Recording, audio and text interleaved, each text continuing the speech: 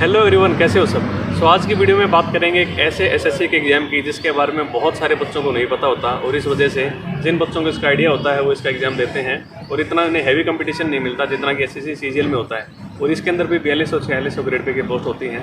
तो चलिए बात करते हैं एसएससी JST/SST यानी कि junior Hindi translator/ senior Hindi translator के एग्ज़ाम। और ये एग्ज़ाम जो है रामनाथ जी इन्होंने इस एग्ज़ाम को क्लियर किया है। ये फ़िलहाल इनकम टैक्स में एज MTS काम कर रहे हैं और MTS की जॉब के साथ साथ इन्होंने JST का एग्ज़ाम निकाला। तो चलिए इनसे बात करते हैं, JST एग्ज़ाम के बारे में कंप्लीट जानकारी देंगे। क्या इसकी एलिजिबिलिटी होती है, कब कब इसके फॉर्म्स निकलते हैं, लगभग कितनी इसकी वैकेंसीज़ होती हैं, क्या कुछ इसका एग्ज़ाम पैटर्न है, सिलेबस कैसा है, इन सब चीज़ों के बारे में। तो थोड़ा सा आइडिया दे दो व्यूअर्स को कि JST एग्ज़ाम के बारे में। हेलो, मेरा नाम रामनाथ जोगी है और मैं एज MTS आयकर विभाग में लगभग 3 साल से कार्यरत हूँ। मैंने SSC JST SST एग्ज़ाम 2020 दिया था और उसमें मेरा फाइनली CGDA डिपार्टमेंट में एज JST सिलेक्शन हो गया। आज मैं इस पोस्ट के बारे में सब कुछ डिटेल से बताऊँगा। ये SSC JST एग्ज़ाम हर साल SSC कंडक्ट करवाती है और इसके एलिजिबिलिटी के बारे में बताऊं तो CGL और CHSL से काफ़ी हटकर एलिजिबिलिटी है और बहुत सारे लोगों को इस योग्यता के बारे में, इस पोस्ट के बारे में पता नहीं होता है। इसकी एलिजिबिलिटी बताऊं, सबसे पहले इसके लिए masters degree in English with graduation in Hindi / masters degree in Hindi with graduation in English. आपको मीडियम वाइज योग्यता होनी चाहिए। इसके साथ एक अलग से मैंडेटरी है PGDT जो कि post graduation diploma in translation, जो कि 1 साल का होता है। आपकी यूनिवर्सिटी इसको कंडक्ट करवाती है। ये इसकी योग्यता है। इवन 2017 से पहले SSC JST की एग्ज़ाम में 400 में से अबाउट 100 वैकेंसी हर साल वैकेंट रहती थी कि इस योग्यता के हिसाब से कैंडिडेट्स मिलते ही नहीं थे SSC को, और वो सारी सीटें वैकेंट रहती। किसी ने मुझे बताया और मैंने भी इसकी योग्यता अचीव की और फाइनली फर्स्ट अटेम्प्ट में मेरा इसमें as a junior Hindi translator selection हो गया है। तो इसका एग्ज़ाम पैटर्न बताऊं, इसमें 2 टीयर होते हैं, टीयर 1 और टीयर 2। टीयर 1 में न कोई करंट आता है न कोई मैथ्स, केवल 100 क्वेश्चन MCQs के हिंदी और 100 क्वेश्चन MCQs इंग्लिश, जिसमें हिंदी ग्रामर और इंग्लिश ग्रामर होती है। टीयर 1 क्वालिफाई करने के बाद टीयर 2 होता है। टीयर 1 की लास्ट ईयर क्या कट ऑफ हुई थी, लगभग कितनी? टीयर 1 की जनरल की 140 आउट ऑफ 200 और OBC 128 आउट ऑफ 200। आपका कितना स्कोर आ गया था टीयर 1 में? मेरा टीयर 1 में 147.50 स्कोर था, जनरल क्वालिफाई था। इसके बाद में टीयर 2 जो कि डिस्क्रिप्टिव होता है, और टीयर 1 का भी इसका विदिन 1 मंथ्स में रिजल्ट आ जाता है, क्योंकि लगभग 20,000 कैंडिडेट्स ही अपेयर होते हैं इस एग्ज़ाम के लिए। टीयर 2 में 4 क्वेश्चंस आते हैं डिस्क्रिप्टिव में।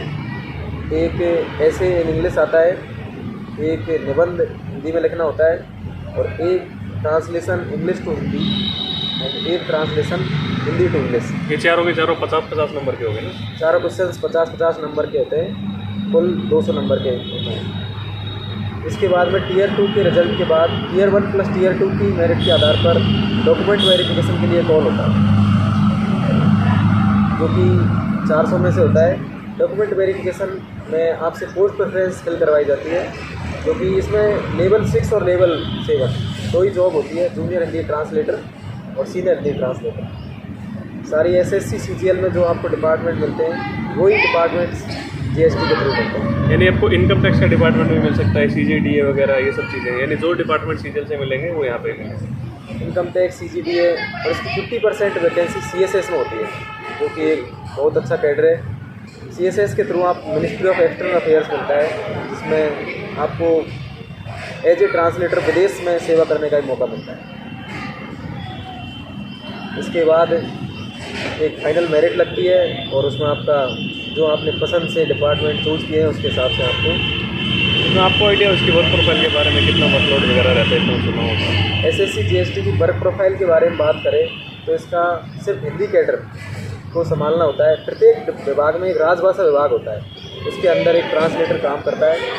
उसका मेनली हिंदी रिपोर्ट, हिंदी भाषी जो मतलब हिंदी भाषी क्षेत्र नहीं होते उनको हिंदी के बारे में अवगत कराना, और जो भी कोई राजपत्र CSS के अंदर राजपत्र गजट नोटिफिकेशन निकलता है उसको इंग्लिश और हिंदी दोनों भाषाओं में जारी करना होता है, उसके लिए ट्रांसलेटर काम आता है। और इसमें कोई मतलब ज़्यादा वर्क प्रोफाइल में लोड नहीं है, मतलब वर्क के मामले में बिल्कुल कोई लोड नहीं है, शानदार जॉब है। और इस जॉब से आप और आगे भी प्रमोशन एक्सपेक्ट के बारे में बात करें तो JST और SST, यदि आप JST लगते हो तो 5 साल बाद आप सीनियर हिंदी ट्रांसलेटर बन जाते हो। उसके बाद 5 साल में आप एलिजिबल हो जाते हो, और वैकेंसी वाइज आपका प्रमोशन 1-2 साल बाद हो या 5 साल में हो जाता है।